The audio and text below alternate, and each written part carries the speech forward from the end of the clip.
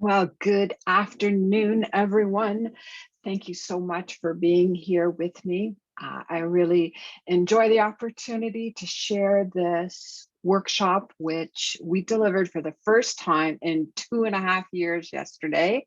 That was live. That was amazing. And I'm happy to share this information with you. This is a combined workshop for people who are considering 12 to 24 months from now that perhaps a change in their household is in order. We really are going to be looking at some of the practical considerations of where to go and how to get there, and most importantly, how you can start dealing with the surplus stuff that we all have accumulated over the years.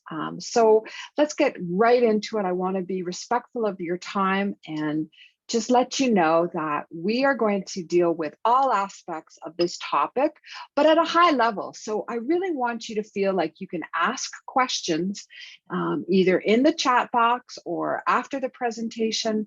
I welcome that because it's most important that you get from this your pieces of information that you came here for. Okay, so let's get started. There we are. We have a long session today and a lot of information is going to be coming at you, but I want you to know that we'll be sending you a recording and also supplementary workshop materials through email, so you have this to review. But feel free to take notes and write down questions as they occur to you, and we'll have a time at the end to deal with those. Okay, so we're going to start with this first session, which is get ready to downsize. And I'm going to suggest to you right from the get-go that downsizing is something that occurs to everyone.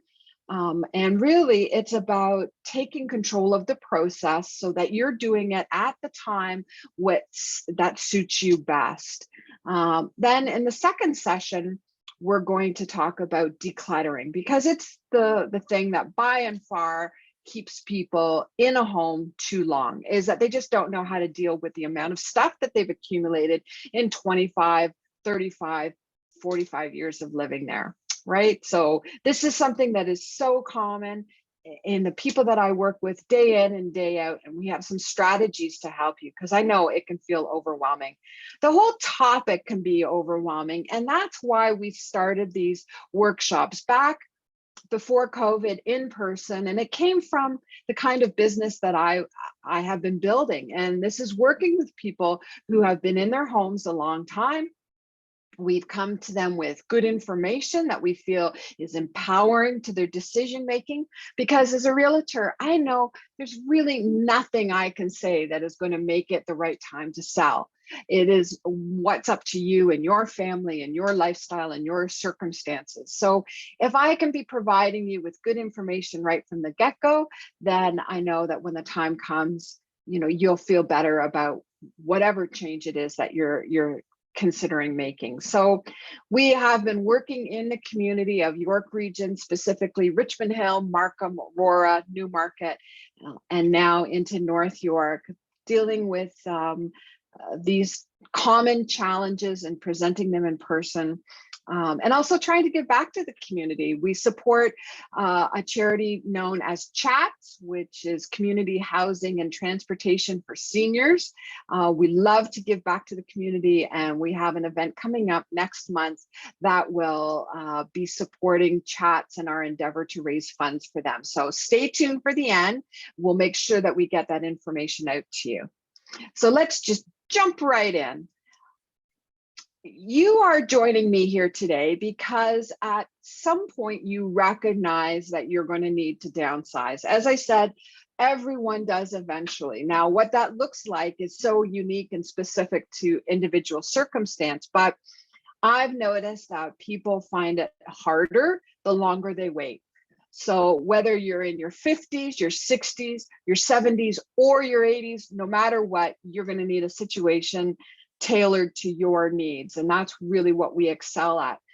But the major thing I want to say to you is congratulations on deciding about your own future, because so many people I encounter, it ends up becoming the circumstances that dictate to them that they must move, that the house just is really not safe anymore for them to be in.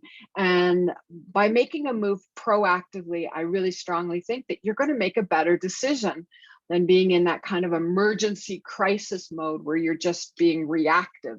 So always, always, always, proactive decisions are better ones in the long run. Less stress, less cost, all of the things. So when we talk about where you're going to go and how you're going to get there, you just have to spend a moment to think, well, what are my motivations? What are the drivers behind making this decision? Is it that I really want to be free from the burdens of owning this home, maintaining it, maybe the finances? And in which case, am I open to pulling up roots and going to a brand new community? Or is having a stable transition, a smooth move, is that really what's important to me? In which case, I'm going to want to stay close to the things that are familiar to me and the people that are valuable to me. So that little star is an indication of a moment for you to reflect on what's important to you. Are you like the majority of people who really value stability, or are you open to something a little more freewheeling? Because as you can see, if you put yourself on the stability scale very far to the end, it's really going to eliminate some of those other options, right? So we want to know what feels comfortable for you. So there's no right or wrong answer when it comes to downsizing. It's really a reflection of your values and your core goals in this next chapter of your life. But I have found in working with dozens of seniors in the downsizing process that we can identify 4 major motivational categories, and nobody is purely one or another. Lots of times it's a mixture, but there are going to be people who really are driven by their relational needs. And then some people want to experience something brand new and they're ready for a fresh new start. Other people are strictly about the practical, pragmatic issues of maintaining a house that's too big for them. And they just look at the money and the effort and they think, no, this needs to change. And then regrettably, some of my clients are in critical decision-making mode, which I said before is really extra stress and lots of times involves extra cost. So we really want to get you thinking about this before you have to downsize. It's going to be much better for you and the family, the people around you, if you are doing it when you really see the benefit to it. So with blue people, and I want to see if any of these statements resonate with you. You decide that you would like to downsize because you want to move towards your kids or grandkids are.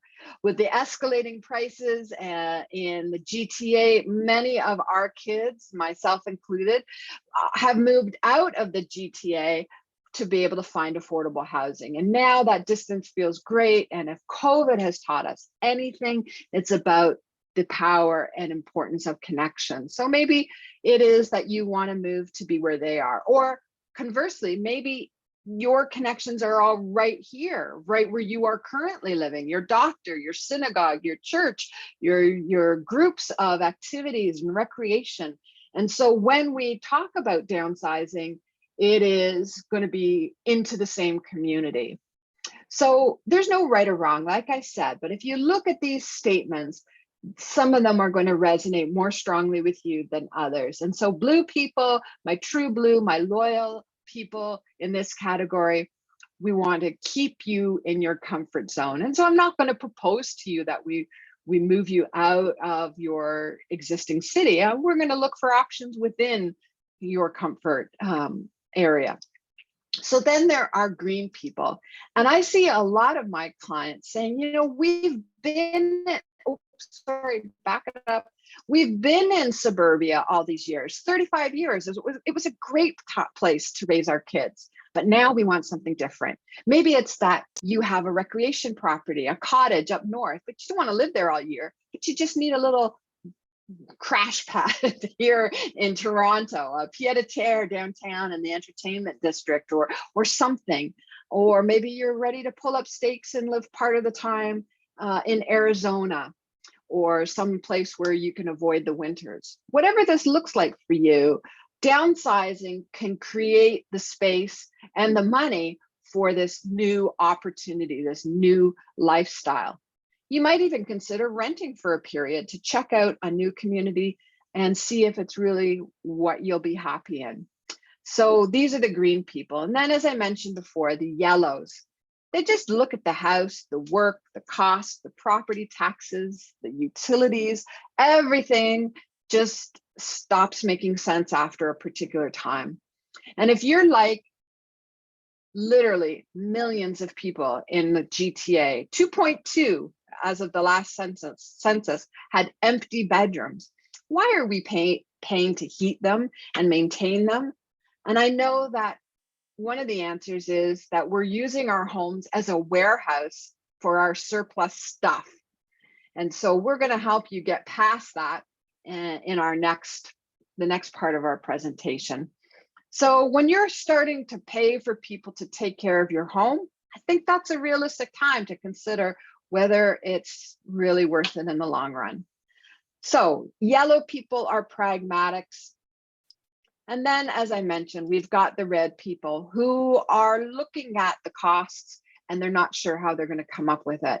Maybe they still have a mortgage on their property and they're past retirement age. With the new rates affecting us when it comes time to renew, that could be a real financial crisis. And I hope none of you who are listening and watching are in this situation, but it does unfortunately occur. I've even seen clients who live in a 2-story property who can't do the stairs anymore and end up setting up a master bedroom in what used to be the dining room. Clearly, this house is not serving the purpose anymore. It's time to let go and get free from that burden. So that's what downsizing can do for you. And if you look at it, here's our star again, telling us it's time to kind of interact. If you look at those 4 categories of being somebody who is driven by relational desires of community, friends, continuity, or whether or not you're ready for a fresh adventure, or you just would like some preparation for your retirement, or hopefully not, but you're facing overwhelm in your current situation, these are all equally legitimate, good reasons, and reasons that I encounter every day with seniors who are considering downsizing. So there you can go and fill that in for yourself. We'll be sending you this as a workbook so you can do it for yourself. But just in the meantime, think of who you are in this color palette. So obviously you're here because you haven't yet downsized. So I encounter some very common obstacles time and time again. When I speak with my senior clients, they don't usually have something too unusual. It's usually something along the lines of this list here. I don't know where to go. I think it's going to cost me a lot of money. The market seems like it's in decline, or what do I do with my dog or my stuff? So I'm going to tell you that if you read through this list, you're going to see that they tend to fall into 2 broad categories. People who are kind of emotionally stuck. They're not sure how to get past the emotion of downsize, and they feel the stress and overwhelm. And then there are people who just the practical work and effort involved, and especially the stuff involved, is what's holding them back. So I do hear this last line quite frequently. They're going to take me out in a pine box. And you know, that isn't such a bad plan A if, you know, if you are that so determined. But I'm just going to say to you, if you need a plan B, what is that plan B? Have a plan B. If you want to be in your home as long as you possibly can, there are modifications you can make. There are people that you can hire to come in and support you in that goal. But if it doesn't work out the way you think, what's your plan B? So I am the kind of person who has a plan A and a B and sometimes a C and a D, but really nobody anticipates getting into the red zone. So if you see this as something in your future, Let's plan for it now, and then figure out, when will I pull the trigger on this? Have the plan, but just have it sitting there and know that you can hold it loosely, that you're not a slave to the plan. It's to you a tool. And when you know the time is right, then you can get it going. So when you think of downsizing, what's your biggest blockage? Let's just pretend, since this is a bit more of a one-way seminar than I would like it to be, if your biggest blockage is you don't know where to go. For example, you thought maybe London. I've got my kids are down in London. Maybe I want to be closer to them. One of the things you could do is actually kind of treat it as a little excursion, a fact-finding mission. Go stay at an Airbnb.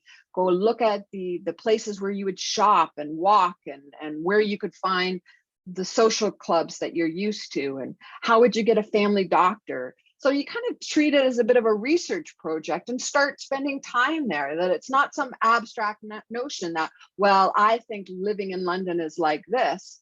You could actually go and spend time and really see if it suits you. This is really important if you're thinking of an out of province move.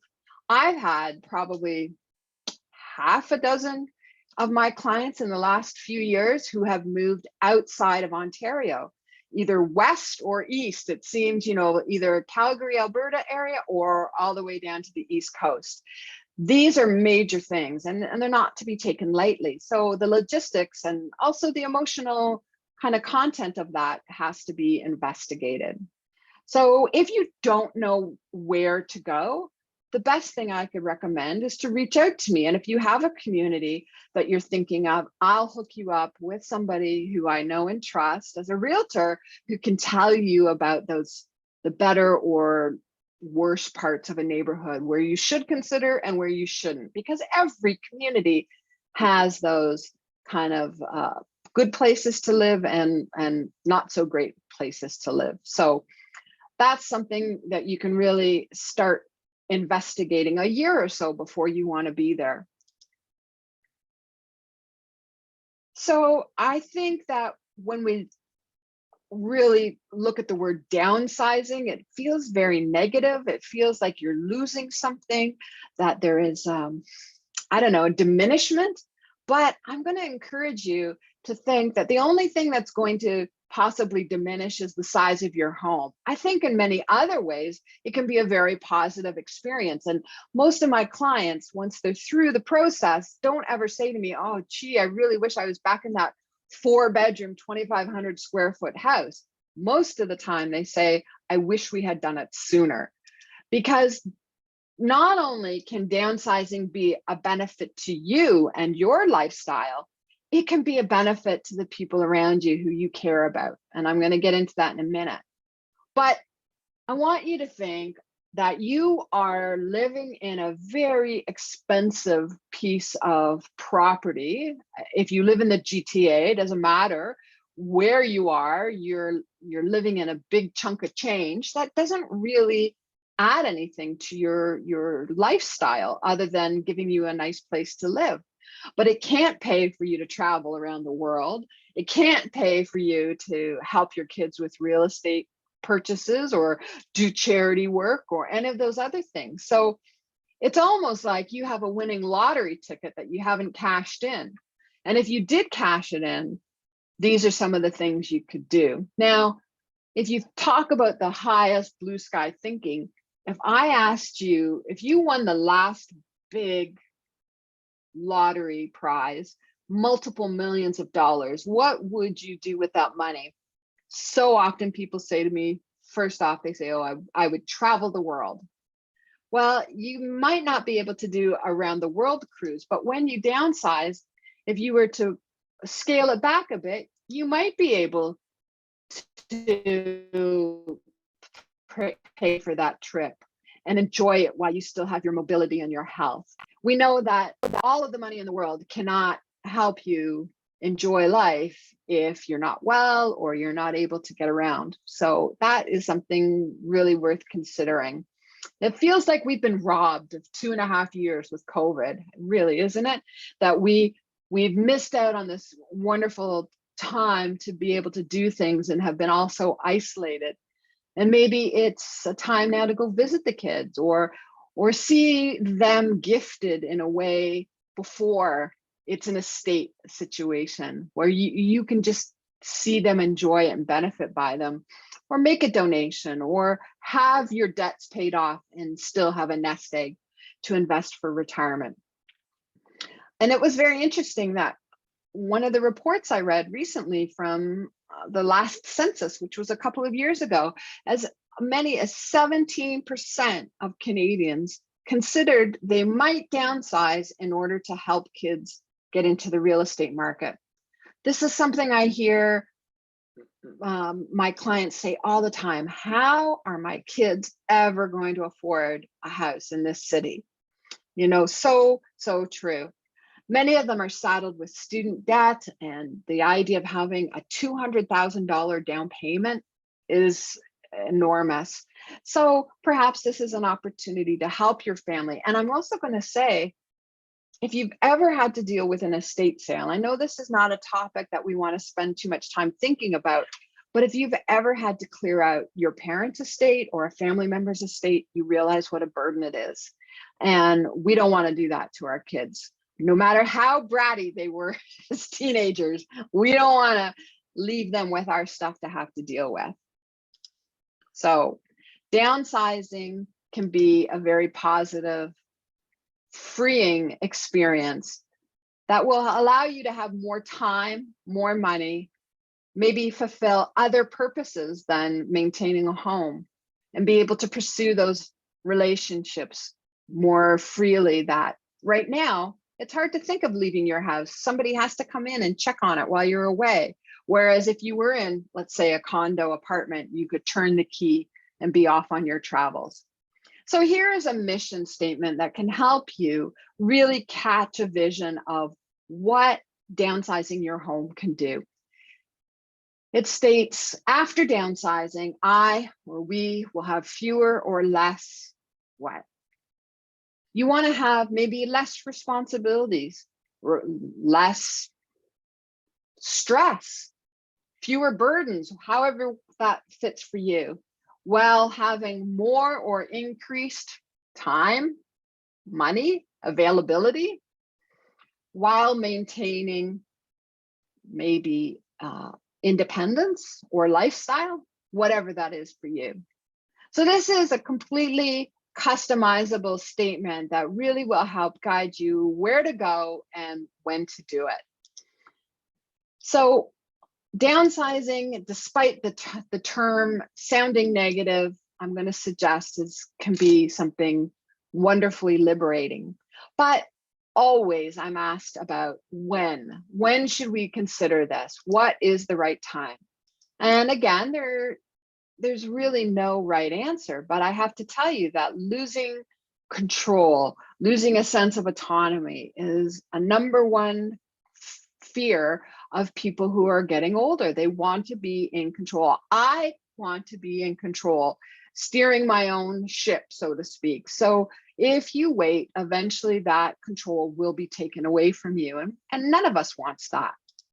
So the other consideration practically is, how do we want to do it?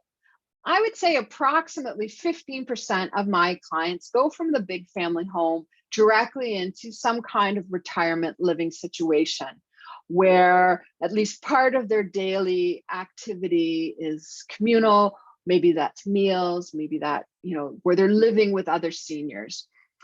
But the majority of my clients sell something and then buy something else. Now, what is that going to be? Is that going to be a smaller house?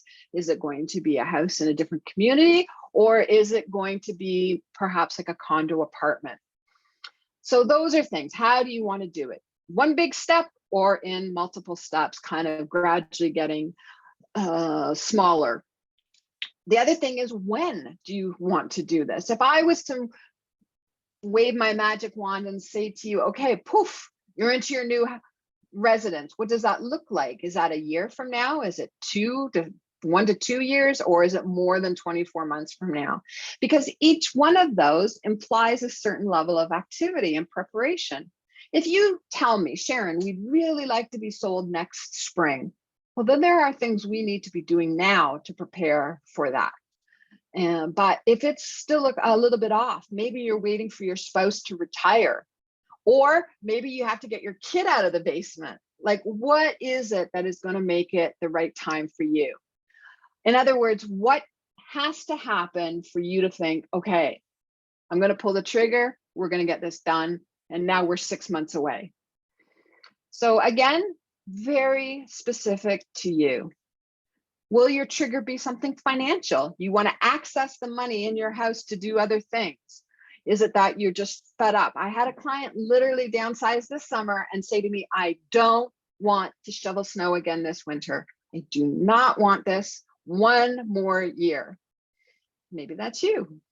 Or you're just ready for a change. I'm fed up with this house. I need to get out of here. Or maybe it's a mobility issue. People will say to me, well, when I can't do the stairs. Okay, so whatever that looks like for you, we're ready for you. We're not going anywhere. But then people right now, specifically right now, have been asking me about timing the market. Well, the real estate market, I heard it's in a, wow, you can't sell it now. I do not think this is the most important deciding factor about downsizing. Well, number one, you could say to me, well, what's my house going to sell for in April? And I have to say, frankly, I don't know. I know what your house is likely to sell for now. And I'm only going to know about now because I'm going to do all the research. I'm going to look at what has sold, what the prices are like of the things that are still for sale, how many of those never sold and were just taken off the market. There's a lot of research to determining the sale price of your home. And I don't have a crystal ball for what's going to happen in April, but I do know that interest rates have really impacted the sale prices and the general sense of affordability. But what I've also noticed is that whatever you're selling and whatever you're likely to buy, the prices are doing approximately the same thing at the same time. So if your house is down in its sale price and you were thinking of buying a townhouse, the chances are that townhouse is also less expensive. So it doesn't really matter. Your nest egg is going to be about the same.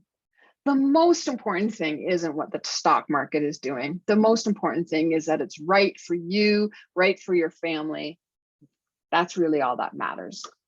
The market's going to do what the market's going to do, and we really can't predict that. So the other big question that people say to me all the time is, okay, great. I've decided I'm going to sell because I know there's lots of benefits to it, but where do I go next? Huge obstacle for people. They just have a lot of preconceived notions of what's out there until you actually see other property types. It's really hard to imagine if this would be right for you. That's why we started doing condo tours way back when. In person, out in my minivan, we'd go out and look at condos in Markham or Richmond Hill or Aurora. It's difficult to do that now, but we do them virtually. I'll be telling you a bit more about that. So lots of my clients decide that they are going to sell their house and buy something else. Maybe that looks like a smaller home. There's some benefits, definitely. Smaller home, less work, fewer costs, all that. Maybe they're going to buy almost the same type of home outside the GTA. They're still going to see a difference in the prices, so that money is going to go into their investments. Maybe they're going to buy a condo, or maybe they're going to buy a leasehold property. I've had a couple of clients, maybe 3 in the last year or so, who have purchased into a leasehold property. And this is a kind of special hybrid in between buying and, a condo and a rental. We'll get into it in a second.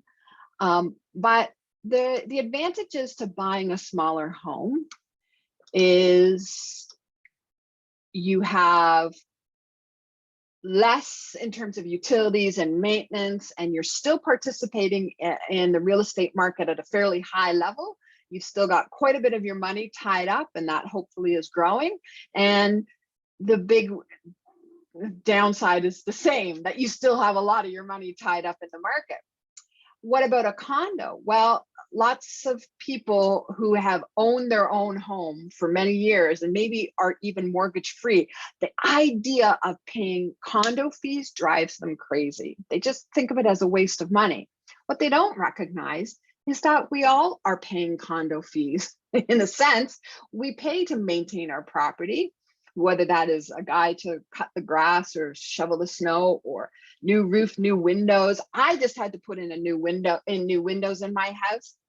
There's always costs associated to owning a home, and we don't think of them as maintenance fees. But in a condo, we can't wait for something to break. They have a schedule of those replacements, and that has to be paid for.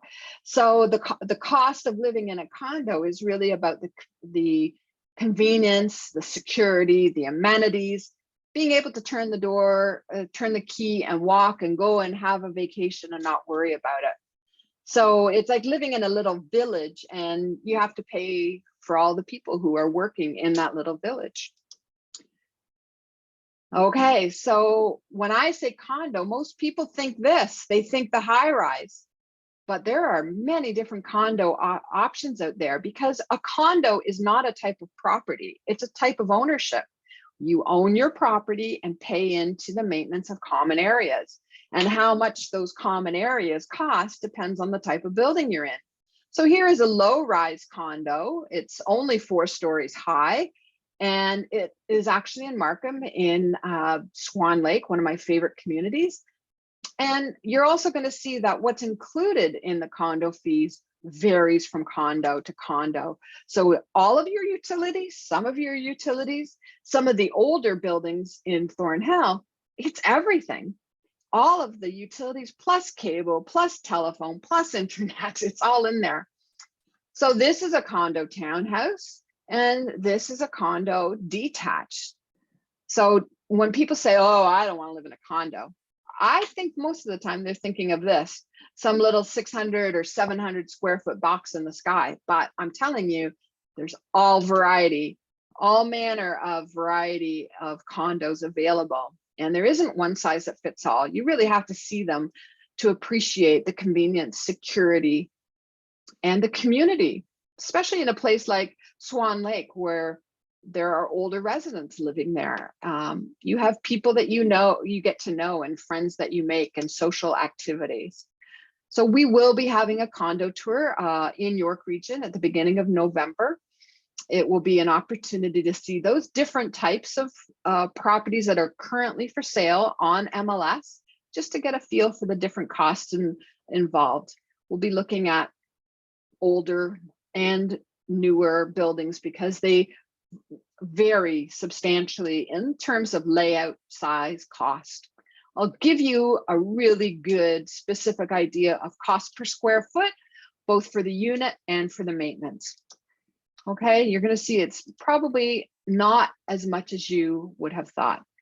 Now, the other fork in the road, you could sell and buy, or the other option is to sell and lease. And if you're going to be leasing, is it going to be leasing a private condo? It seems like, for example, the government has really pushed this into the private sector. There aren't a lot of specifically purpose-built buildings for renting. There's not a lot of rentals out there. So you're probably gonna, if you do decide to rent something, you're probably gonna be renting from an investor who owns the property and is gonna rent it out to you. But then the other option is a retirement community. Retirement communities are all leases, where you're paying for your upkeep, your food, your housekeeping, and you've got your own unit. But those are not purchased, they're leased. So interesting to consider. So the pros are that anything goes wrong with that property, it's not your problem. And you can make sure that if you're trying out a new community, let's say you did want to go down to London, you might consider renting for a year just to see if this is something long-term that's going to suit you. So you have a bit more flexibility. The cons are that you're not in the real estate market anymore. So whatever proceeds came from your house, you're going to have to be careful with your financial planner to minimize the amount of tax that you pay on it. So the other con I'm going to tell you is that there is not very much available. It's very difficult right now when I'm working with tenants who are looking to lease something. Wow, there's high competition for the few properties that are coming out on the market. So it can be tricky. But it's something I think as you age in particular, you should be considering. I don't think it's wise at 85 or 90 to be owning anything, but I don't know. That's an individual decision. So really, what makes financial sense? This is a big part of the decision to downsize. And we don't want to outlive our money, do we? But if you look at staying in your same home, same area, you're not changing neighborhoods. But on average, if you look in the 905, this is for York region, the average price between a detached house and a condo apartment, the difference in those two average prices is more than $1 million. So let's just pretend you live in Markham in a detached house and you decide to stay in Markham but go to a condo apartment. When all is said and done, you will have hundreds of thousands of dollars in the bank. That's pretty impressive. And if you were to go to a semi-detached or a townhouse, you can see that the difference is diminishing, but still significant. Okay, so what makes financial sense is to change categories. To go from a detached house to one of the other categories is going to net you a nest egg. But look at this. This is right from August of 22. These are right up to date statistics. We look at the average sale price of a home in York region, and we go to Niagara region, and we still are in a detached house. So we're in the same product category, but in outside of the GTA and a brand new community, and it's $800,000 difference between detached house prices. Now, if you really wanted to make as much money on this as possible and have it put aside for your retirement, you would go from detached house in York region to, say, a condo apartment in Niagara region. That's huge. So lots of different options exist, but even if you decide to stay in Markham, Aurora, Newmarket, North York, wherever it is, Vaughan, by changing product categories, housing categories, you'll have money in the bank. Now, it doesn't mean that you have to. I have clients recently who did pretty much a lateral move, that they didn't save any money, really. That wasn't their primary motivation. They had a nice house in Richmond Hill and they bought a beautiful condo for approximately the same price. So you could have the luxury, you could have the blingy downtown condo. There's something for everyone, and we can help you figure that out.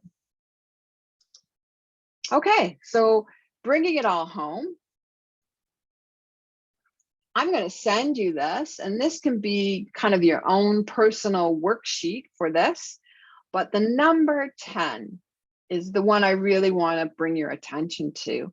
Whatever your plan is, once you've figured out where you want to go, how soon you'd like to get there, all of those kind of big boulders of decision, I really want to encourage you to communicate it to your loved ones, that they have an idea. They're going to be an ally, hopefully, in supporting you in that change.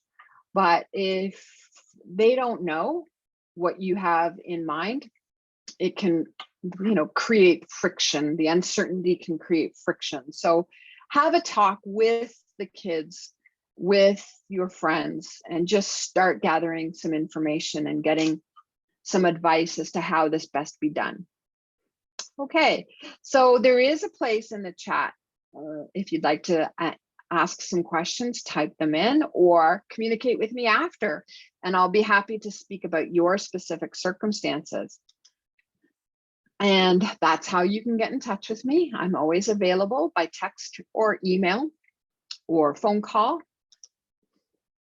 Okay, we're going to take a little breather for a second. I'm going to have a slurp of water, and we're going to get into the number one thing that keeps my senior clients overhoused too long, and that's clutter. Decluttering is really quite daunting to a lot of people.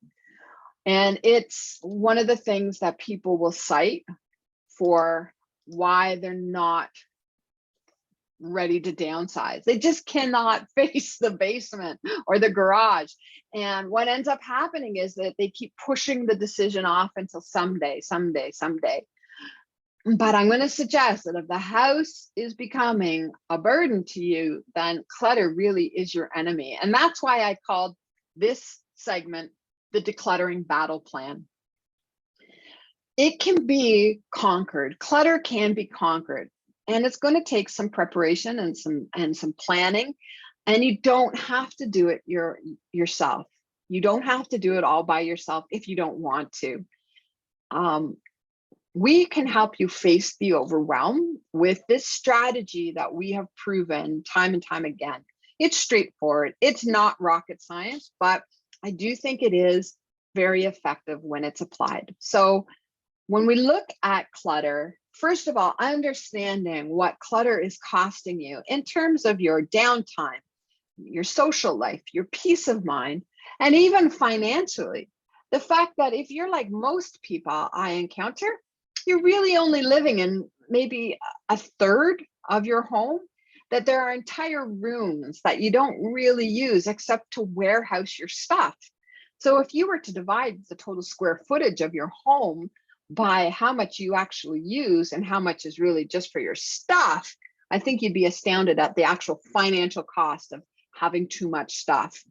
For the first time, I am now an empty nester. My youngest is off to university, and I have an empty bedroom too. So this is something that resonates with me. The times that I've had to repurchase something because I couldn't find it. I knew I had one, but I end up running over to the dollar store and buying a replacement. Those kinds of things can be really aggravating and also cost your peace of mind. There's a lot of health implications associated with living in a cluttered environment. So let's just acknowledge together that clutter is an enemy.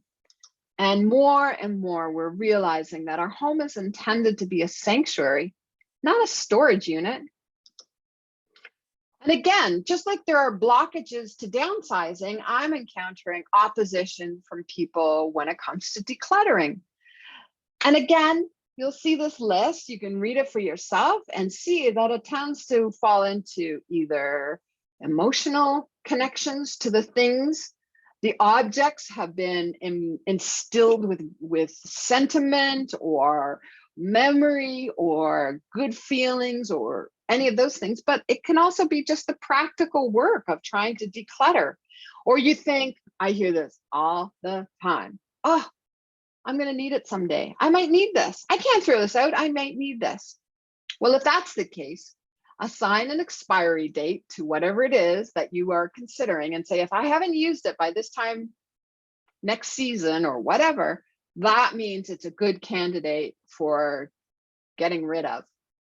The other thing I hear is people saying, oh, I'm saving it. I'm saving that chest for my granddaughter, or those that my grandson's going to want those power tools. Well, number one, do they need them? Do they want them? And do they know? Do they know that you're planning to save that for them? And you better check that they want them, because one thing our kids are teaching us is that life is not so much about collecting stuff, it's about experiences.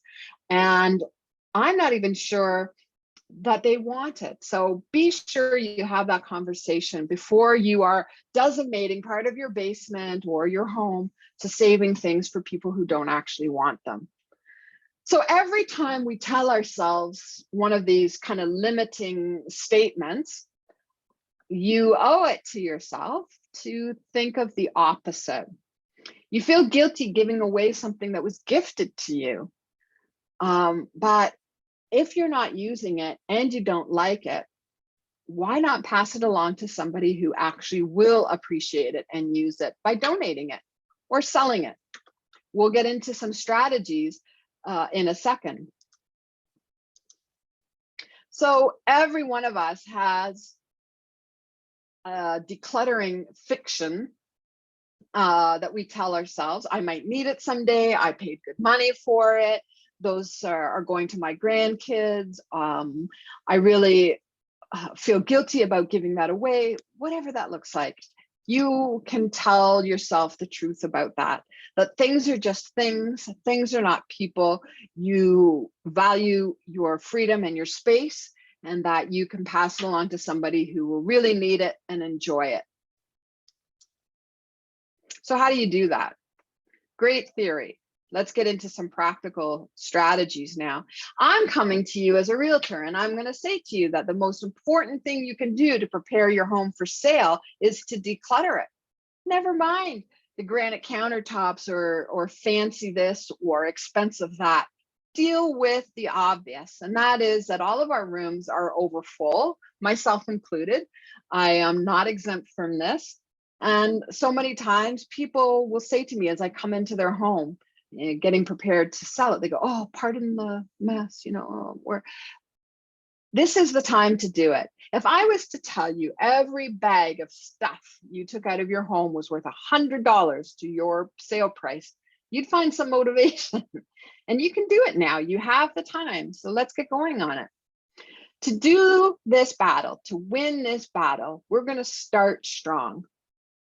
We're going to put the date on the calendar and say, okay, as of the 1st of the month or the 15th of the month, we are going to start on this as a project. And if there are people who are using your home as their warehouse, their storage facility, maybe it's time to give them notice that they need to come and pick up their stuff. If it's the hockey equipment from, or the school textbooks or whatever it is, let them know that you plan to declutter in preparation of eventually downsizing. And could they come and get it? And if not, will they give you permission to donate it on their behalf? The other thing to fight this battle is to gather your supplies, your weapons. Those are things like contractors' garbage bags from Home Depot. They are puncture proof. You can put lots of stuff in them, even like wood scraps, and they don't go through. And as long as you don't pack them too heavy, they just count as one bag. And they're huge. You could fit a body in them if you needed to. And then clear bins, so that as you sort things, the rule is you pick it up once, you put it into the bin, but it's a clear bin so that you can see what's in it. And also boxes for donating things. Some magic markers, a roll of masking tape, and you're ready to go. And then I really do want you to think of how worthwhile this is going to be, how good it's going to feel to purge the surplus. It is really quite an exhilarating experience. Now, in terms of actually dealing with the room, okay, so you have got all your supplies ready. You've told your friend, hey, I'm going to declutter. You want to join me? Let's start. And we're going to start in small increments of time. That helps to break two problems: procrastination and overwhelm. By setting a timer on the stove or on your clock, on your phone for 25 minutes, it's a manageable amount of time that still results in great productivity. This is kind of adapted from what's called the Pomodoro Method, and that was something developed by a university professor whose students were struggling with productivity. And he did some research and did some studies, and they found out that 25 minutes is a great amount of time to make a dent, but not feel overwhelmed. It's almost like training for a marathon. You don't go out and go from sitting on the couch to running 5K in a day. You build it up incrementally. But in this case, we're going to stick at 25 minutes, set the timer, And at the end of the 25 minutes, you're done. Or if you want to do another 25-minute chunk, you can do so. But people always say, well, where do I start? I'm going to suggest that while your motivation is strong, while you're determined, while you're feeling committed, that you start in the place that needs it the most and you stay there. Is that your craft room, your office, your basement, your garage, wherever it is? I encourage you to think of the garage right now because the weather's going to turn and it will be unpleasant, soon to work out there. But wherever that is, you stay there. It doesn't have to be perfect. It doesn't have to be 100% decluttered and organized, but just maybe 80%. And then you can move to the next most needing area and so on and so on. So if you stick in one room and work on it deliberately, you're going to see that it is such a big difference. It's going to motivate you to do the easier areas of the house. Everybody has a category that they have too much of. Is it shoes? Is it clothing? Is it sporting equipment? Whatever it is, you can stay there and deal with that and feel good about the success. We always want to set you up for success. And sometimes we need some extra help. We need an extra set of helping hands to lift down a heavy box or to take something to the dump or whatever that looks like. This is the time where you can ask for help. Maybe it's that you pair up with a friend and one day you're at your house dealing with your stuff and at another day you're at their house dealing with their stuff. I don't have any connection to your stuff. I just look at it objectively. So it's really great to have a second set of eyes, a second set of hands, and to help keep each other accountable. Or if you don't have those people in your life, there are tons of companies out there who will help you with this exact situation. Professional organizers, they have really cropped up in the last 5 years. Professional organizers and specifically organizers who work with seniors. Why do they exist? Well, they exist because there are hundreds and thousands of people like you and me who live in homes that have too much stuff. So that's why. They can help you organize an online sale where they will take your surplus things, organize them into lots, and then photograph them and post them up on the internet and gather all the payments, arrange for the people to come and pick them up, and you never have to interact with people. They do it for you. They take a commission, or maybe it's just as simple as hiring your grandkid to help you post things online or to run a garage sale and you give them some pocket money. So if you don't have the resources in terms of your strength or your ability, you have the option of hiring somebody to help you with it. So the last step in this 5-step decluttering battle plan is called campaign, divide, and conquer. So you've come into the room, you've figured out where you're going to start, you've got your resources, you've got your friend there for the afternoon to help you for an hour. Where do you actually go from there? What is your first step? And that is going to be dealing with garbage. Now, I'm not talking about like hoarder level garbage. I'm just talking about the kind of stuff that we all seem to keep because we might forget that we've had it, or that it's broken and we intended that it would get fixed, or we've given away part of it and we still have the remnants, whatever that looks like for you. So anything that nobody else can use and you don't plan on using, these are things that could potentially be garbage. So have a look through this list.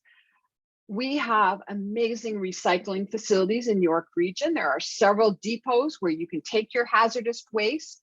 You can recycle fabrics and fibers, along with all the other kind of regular stuff that can be recycled. Of course, as much as possible, we want to keep things from going into the landfill, but things on this list are most likely not of any use to you or anyone else, and they are a candidate for being thrown out. It's fun. I love like every once in a while I get in a mood where I really want to just throw things out. So have a look here. And really, I guess the question is, am I going to take this to my new house with me? And if it's a no, consider it. Now, this is actually my favorite category because all of us have too much. And whether we like to think about it or not, there are many people in our area who don't have enough. So if we can donate the things that are our surplus and help somebody who has nothing or really needs them, that really feels good to me. That feels like a win-win. So you might have things like canning equipment or sporting equipment or craft supplies. These are all things that can be donated. And also, I want you to think of housewares, not just big pieces of furniture, but extra pots and pans, a second set of dishes, appliances that we don't use. All of those are excellent candidates for donation. And I have a list of places that will take them that I'll be emailing to you. So just remember, if you wouldn't give it to your family, don't give it to charity. I'm sure they must be appalled at what comes in the door. People who are donating things that really are garbage or should be recycled. So if you haven't used it in the last 12 months, especially clothing, as we change over the seasons of the clothing, this would be a great time to donate your summer clothes that you didn't wear this year. Okay, so here's a nice list of things to consider. I hope this will jog your memory of things that you have stored in the basement that you don't need and that can be given to somebody who would benefit by them. And then we have this topic of selling things. So much now is done online, and maybe you don't feel comfortable in that realm. Maybe you do. I like Facebook Marketplace. There are also some places where some sites where you can just tell people to come and pick it up for free. That kind of, I guess, goes to the donate. But I just want to caution you about overpricing things. They won't move. They won't be, you'll be stuck with them. And I know that the dining room set that you bought back in 1981 cost you a lot of money back then.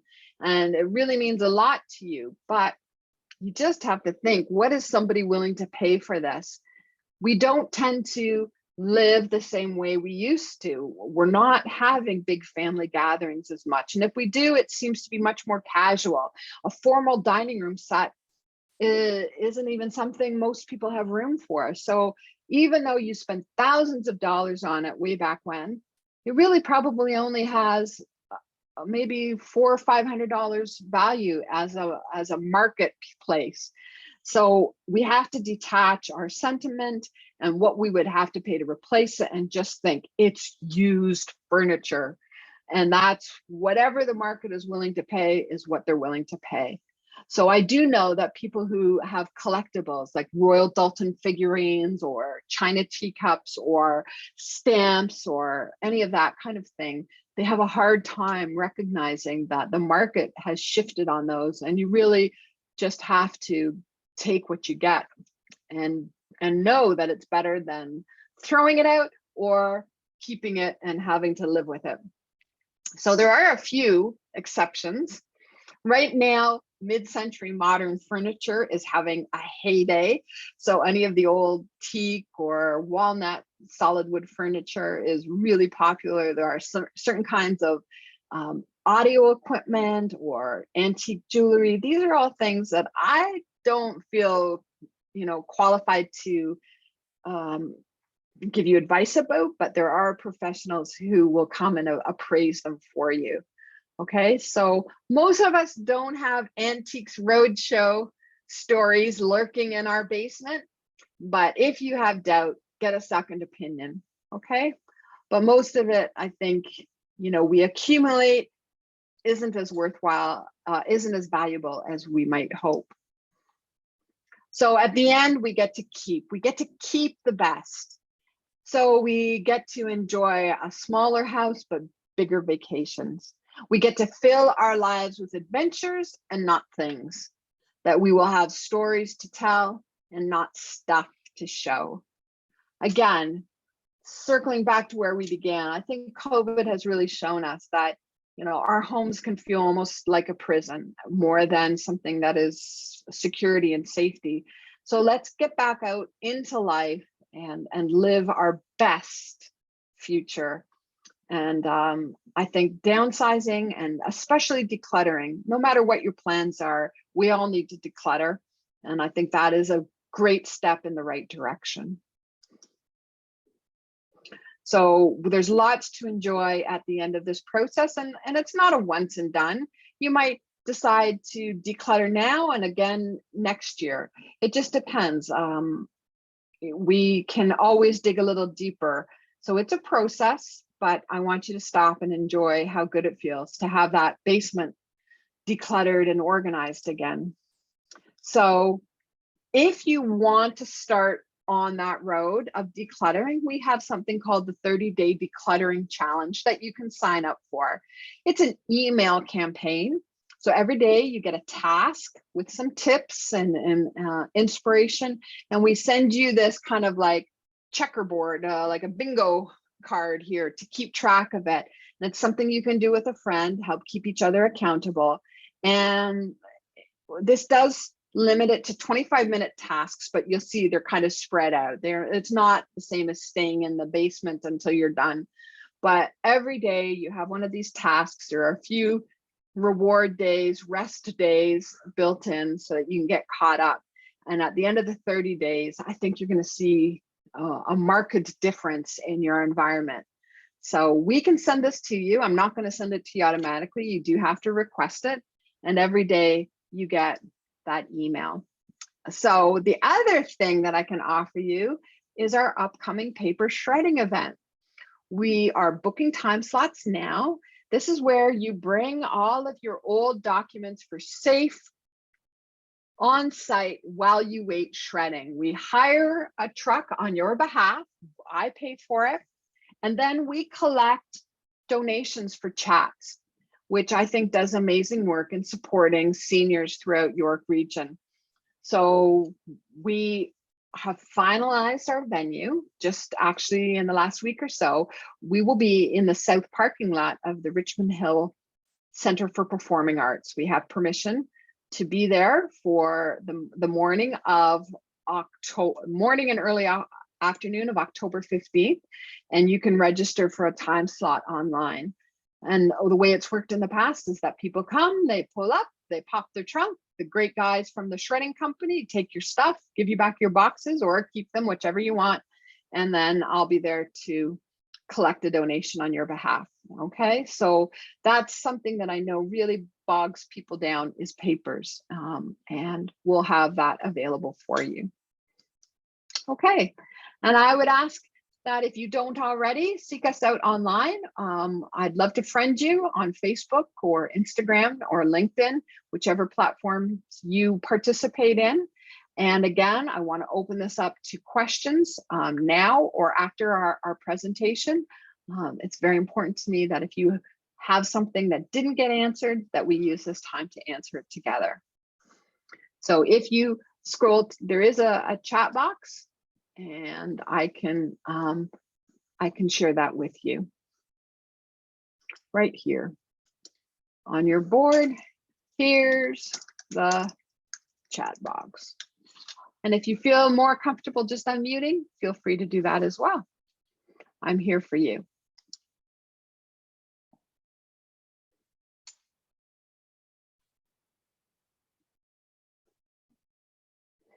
Okay, well, I am so grateful that you spent the time with me today. I will be sure to monitor the emails coming up, so please feel free to reach out for your time for the shredding event or for the upcoming condo tour. These are things that you can look for on our website as well. That's S.M.A.R.T Realty Solution singular.com, and there'll be a place where you can investigate our offerings. Okay. Thank you so much again for being with me. I really appreciated you being here and the opportunity to share this information with you. I hope it's been a useful time for you, inspirational, and I look forward to connecting with you again soon. Thank you. Bye for now. Bye.